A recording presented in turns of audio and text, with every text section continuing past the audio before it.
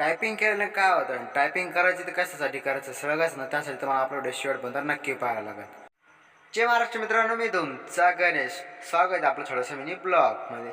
आपण चाललो होतो थोडंसं नेमकं आज ते नेमकं गेलो होतो आपण धनश्री टायपिंग तिथं.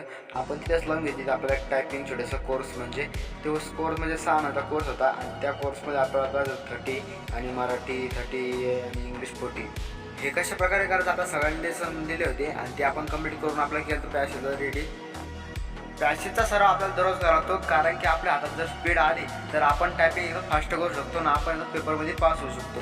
त्याचप्रकारे तुमच्या भावानं पॅसेजला सुरुवात केली होती. आणि इथं गर्दी एवढी होती कारण की तो पेपर त्यासाठी देतात की तुम्हाला सरकारी नोकरी, कोर्टात नोकरी कुठं पाहिजे असेल तर तिथं तुम्हाला टायपिंगची जरूरत पडते. आणि टायपिंग जर केली असेल तर तुम्हाला सवलत जास्त मिळते. तुमच्या भावाने पहिलाच पॅसेज मारला हो, तो आज तर 40 मार्काचा, पण तुमच्या भावा पडतात 35 मार्क.